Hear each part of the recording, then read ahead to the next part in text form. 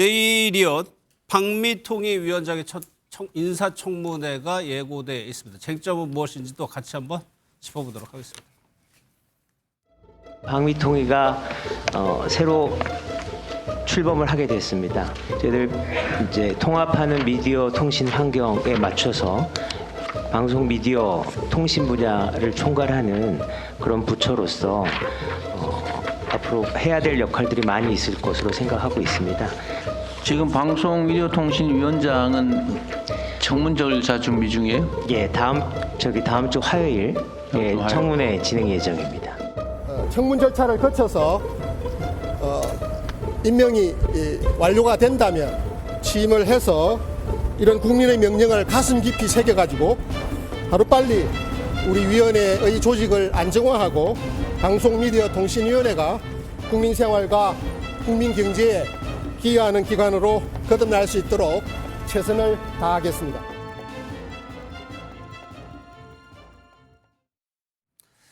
네, 민주당 김현 의원 나오셨습니다. 어서 오십시오. 네, 예. 안녕하세요. 네. 내일 박미통이 위원장 후보자 김종철 후보자 청문회가 이제 하루만 진행되는 건가요? 일단 하루 하는 걸로 하고요. 예. 혹시 쟁점이 해소되지 않으면 더 할 수도 있는 거는 여지는 열어놨는데 아직까지 뭐 이틀 하자는 얘기는 없습니다. 네. 국민의힘 쪽에서. 네, 그렇습니다. 일단 그 무난히 통과될 거라고 좀 예상을 하세요. 쟁점은 좀 뭘로 보세요? 글쎄요, 지금 국민의힘에서 쟁점을 사실은 구체적으로 나온 얘기는 없는 걸로 알고 있고요. 예. 보통의 경우 인사청문회가 실시가 예정이 되면 청문 보고서를 보내고요. 채택을 하고 나면 이제 부동산 투기나 그다음에 그 여러 결격 사유가 있는지 여부를 먼저 점검을 하지 않습니까? 근데 그 부분에 대해서는 논평이 없는 걸로 알고 있고요. 국민의힘 차원에서 예. 그 박정훈 의원 정도가 문제 제기하는 걸로 알고 있습니다. 네. 네. 그게 이제 뭐라 그럴까 뭐 정치적 편향성, 뭐 이념 문제 이런 거를 좀 제기하는 것 같더라고요. 글쎄 그 얘기를 헌법학자잖아요. 그러면은 네. 본인의 소신과 헌법에 따라서 의견을 낼 수 있는데 그 문제에 대해서 또 뭐 박정훈 의원이 얘기는 할 수 있겠지만 제가 볼 때는 그러면 어떤 사람을 추천하라는 건지 잘 모르겠습니다. 그 얘기는 이제 헌법학자로서 의견을 밝히는 네, 부분. 그럴 수 있죠. 예. 그리고 여러 가지 의견을 내는 거지 않습니까? 예를 들어서 이재명 정부, 문재인 정부 그리고 그러니까 그렇게 이제 방통위가 운영이 됐었고, 그 다음에 이명박 박근혜 정부 때 방통위가 운영이 됐지 않습니까? 예. 그러면은 역대 정부에서 방통위원장을 누구 했는지를 쭉 보시면은 국민의힘이 그럴 얘기를 할 처지는 아니다라고 생각합니다. 왜냐하면 예. 이동관 전 방통위원장은 이명박 대통령 인수위에서 특보를 했던 사람이고요. 그다음에 김홍일 위원장은 권익위원장 하다가 방통위 관련 아무런 연관성 그렇죠. 없는 사람이 네. 온 거고요. 이진숙 위원장은 또 어떻습니까? 네. MBC 시절에 숱한 화제를 불러 일으켰고 특히 대전 MBC 재직 시절에 빵, 와인 뭐 등 포함해서 국민적 지탄을 받았던 사람이고 유튜브에 출연해서 극단적인 의사표시를 해서 지금 선거법 위반으로 송치가 되어 있는 상황이거든요. 그런 정당에서 할 얘기는 아니다라고 생각합니다. 예. 네. 박미통이 출범 구성도 좀 궁금한데 현재 7명 중에 2명이 결정이 대통령 추천은 끝났고요. 예. 저희 더불어민주당은 오늘부터 17일까지 공모에 들어갔고 절차를 밟고 있습니다. 예. 그리고 아마 국민의힘도 추천을 상임위원 1분, 비상임위원 2분에 대해서 진행하는 것으로 알고 있습니다. 진행한다고 네. 약속을 했습니다. 네. 그럼 대략적으로 박미통의 출범은 예상을 좀 어느 정도 12월 안에 되지 않을까 싶습니다. 네. 이번 올해 네, 안에요? 네. 국민의힘이 과거처럼 뭐 위원이나 이런 거에 대해서 그러진 않을 크게- 겁니다. 네. 알겠습니다. 대통령 업무 보고 박미통이 업무 보고 했잖아요. 여기서 이재명 대통령께서 종합편성, 종편 저희 같은 종편에 대해서 방송인지 편파 유튜브인지 좀 의심이 되는 경우가 있다. 네. 요거 의원님 어떻게 해석하셨어요? 일단은 편향된 프로그램이 있는 것으로 이제 시청자의 한 사람으로서 말씀을 하시지 않았나 싶은데요. 배경에 대해서는 따로 알아보지는 않았습니다. 예. 아마 방통위가 지금 이제 방송 미디어 통신위원회로 새롭게 이제 재편이 됐고 업무 보고에서 방송의 공정성이나 방송의 공적 책임, 공영성 이런 부분에 대한 보고가 좀 후순위에 밀려 있어서 예. 그 부분에 대해서 왜 구체적으로 보고를 하지 않느냐라는 지적과 함께 방미 심의위원회가 아직 구성이 안 됐거든요. 근데 그 부분에 대해서 권한과 역할, 책임 이런 부분이 좀 궁금하셨던 것 같고 그 질문의 연장선으로 종편에 대한 문제 제기를 예. 하신 거로 보입니다. 관련- 사실은 예. 대통령이 되시기 전부터 그런 편파 보도에 대한 피해를 많이 보신 것도 영향을 받지 않았나 싶습니다. 후보 네. 때부터 좀 가지고 계셨던. 많이 계셨죠. 네, 저희 2022년도부터 대장동 문제도 있었고요. 뭐 간절되지 않은 건에 대해서도 숱하게 공격을 받고 했으니까 예. 그런 문제에 대해서 어떻게 하는지에 예. 대한 퀘스천 마크 아니었나 싶습니다. 네. 그럼 관련해서 허위 조작 정보 근절법 이것도 어느 정도 그런 맥락하고 연관이 있는 건가요? 사실 저는 이제 대선 때 국민소통위원장 산하의 민주파출소를 뭐 지금도 운영하고 있습니다만 이미 판결에 무죄가 무혐의 처분이 난 판결 내용에 대해서도 지속적으로 재생산이 됐던 게 있고요. 그다음에 언론사에서 예를 들어서 강주는 북한 소행이다. 강주 5.18은 북한 소행이다. 그다음에 선관위 직원들이 그 부정선거를 했다. 그리고 중국 그 선언인데요. 그게 이제 오래전 2016년인가 17년도에 이제 중국 선원들이 붙잡힌 사진을 마치 선관위 직원 또는 선관위가 연루된 것처럼 포장해서 보도가 된 언론사가 있었고 그게 유튜브에 재생산이 됐습니다. 예. 이런 부분에 대해서 분명하지 않습니까? 허위 정보가 분명함에도 불구하고 이걸 지속적으로 반복적으로 침해를 하기 때문에 이 부분에 대해서 바로잡는 노력이 필요하다라는 거고요. 그 부분에 대해서 저희가 한 언론개혁특별위원회를 당해서 구성을 해서 한 4개월 동안 시민사회단체, 그다음에 법조인들 그리고 저희 더불어민주당, 그다음에 조국혁신당 등 수차례에 걸쳐서 논의를 해왔고 그것이 이제 지난주에 저희 그 12월 10일 날 가방위에서 통과가 그랬죠. 됐고 그리고 이제 업무 보고를 받으면서 그 부분에 대한 이제 말씀을 하셨고요.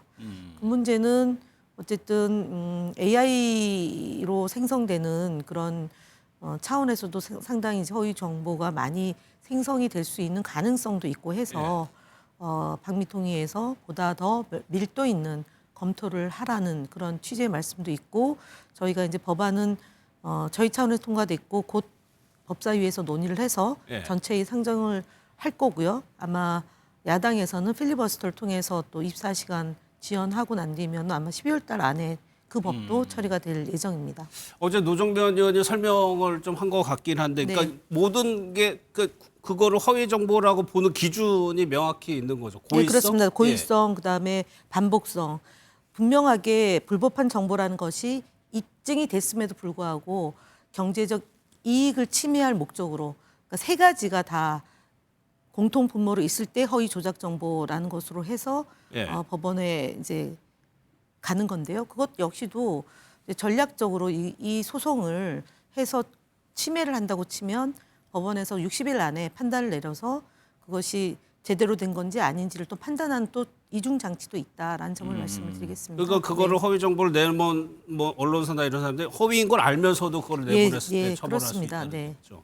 일각에서 표현의 자유 위축 좀 우려될 거라고. 표현의 자유를 보장하기 위한 법이라고 봐야 될 것 같습니다. 왜냐하면은 표현의 자유라는 게 자유라는 형태가 방임일 수도 있고요.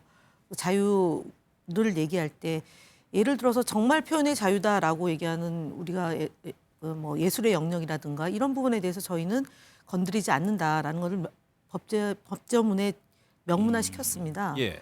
그 풍자 같은 것도 예를 들어서 윤석열 정부에서 그 열차를 이제 그 했는데 이것에 대해서 게시를 못하게 한다거나 풍자 패러디 같은 경우를 다 막았던 정부 아니겠습니까? 표현의 예, 자유 예. 영역을 침해하는 일을 정부에서 했는데 풍자나 패러디는 제외됐고요.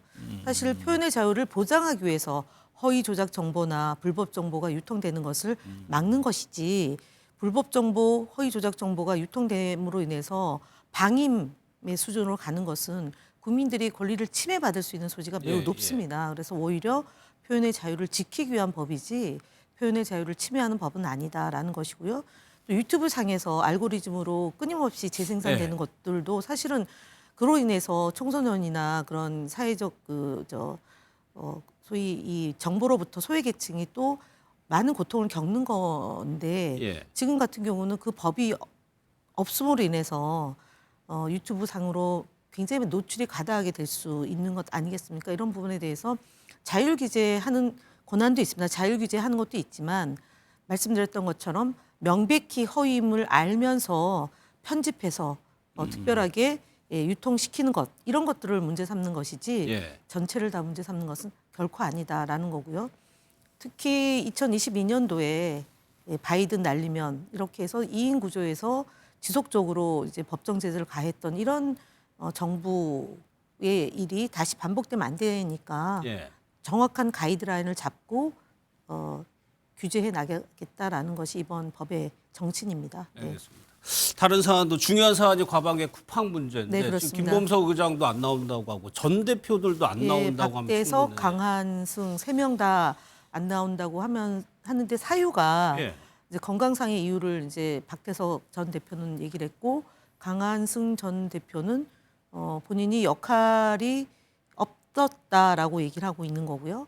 그다음에 김범석 대표는 사실은 권한이 한 75%의 그 쿠팡을 거의 자주제하는 그렇죠. 사람인데요. 예. 한국에서 미국으로 유학 가면서 시민권을 얻었어요. 근데 170개 국가의 경영을 책임지기 때문에 오지를 못하겠다라고 얘기하는데 앞서 이제 패널들 얘기하는 걸 잠깐 들었는데 40조를 한국에서 벌고 있습니다. 예. 쿠팡의 수익의 90%를 한국에서 벌고 있습니다. 그런데 3,370만 명의 국민들의 정보가 유출이 됐습니다. 예. 근데 초기에 노출이라는 단어를 5번에 걸쳐서 쓰면서 이 사건을 축소하고 왜곡하고 은폐하려고 했었던 것이죠. 여느 통신사나 카드사나 이런 그 문제가 생기면 책임 있는 위치에 있는 사람이 먼저 대국민 사과를 하고 피해 보상과 배상을 하겠다라고 선제적으로 예. 입장을 밝히는데 유독히 쿠팡만 지금 주랭랑을 치고 있다라고 보지 않을 수 없습니다. 그래서 저희가 가방이 차원에서 지금 이제 야당하고도 협의를 하고 있는데요. 내일 모레 청문회에서 나타나지 않을 경우는 증감법에 의한 고발 조치를 할 것이고요. 예. 그다음 이 중차대한 문제에 대해서 국민들에게 소상히 진상을 파악하고 재발 방지를 하기 위해서 책임 있는 사람이 나와서 국민들에게 사과하고 과정에 대해서 점검하고 이 문제에 대해서 다시 한번 다시는 이런 일이 발생하지 않겠다라는 대국민 약속을 받아내야 되기 때문에 국정조사를 준비할 예정입니다. 아, 국정조사요. 네. 김범석 의장이 저렇게 버티면은 과방위 차원에서 강제적으로 데려오거나 할 수 있는 국정조사는 강제 사항이 있습니다. 아, 국정조사가 시행이 되게 네, 되면 강제로 데려올 수 있는 권한이 있습니다. 그러니까 공익명령장을 발부할 수 있습니다. 마지막 수단 국정조사까지 염두에 두고 예, 지금 그렇습니다. 시한안을 보고 계신다는 예, 말씀. 그래서 지금 박대석 전 대표가 건강상의 이유로 또 도망간다고 될 문제도 아니고 끝날 문제도 그렇죠. 아니고 왜냐하면 네. 언론에 비밀리에 사무실을 운영하고 있었다라는 보도도 있었고요. 그다음에 대관을 통해서 로비를 해서 이 문제를 무마시키려고 했던 흔적들도 있기 때문에 그 부분에 대해서 국민들에게 소상히 밝혀야 되는 것이 국회의 책무이고 예.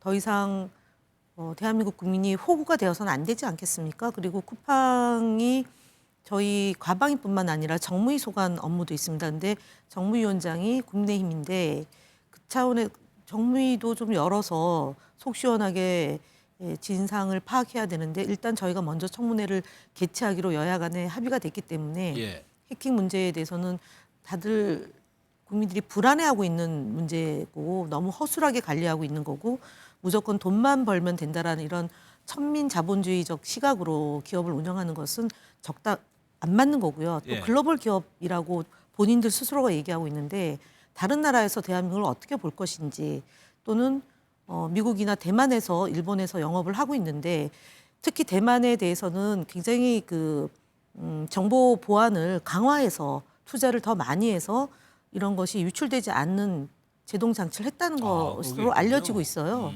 그렇다면 아무리 시민권을 얻어서 미국 사람이라 하더라도 40조를 벌고 있는데 거기에서 이득만 보고 투자를 제대로 안 해서 이런 문제가 생겼다면 온당하게 와서 그렇죠. 입장을 내야 되는 게 맞는 거 아닌가 싶습니다. 예. 국민을 너무 무시하는 처사다라고 볼 수밖에 없습니다. 일단 모레 청문회 네, 거죠? 일단 하고 고발 조치 그다음에 국정조사를 또 준비를 해야 됩니다. 네, 알겠습니다. 오늘은 여기까지 네. 하도록 하겠습니다. 고맙습니다, 의원님. 네, 감사합니다. 예.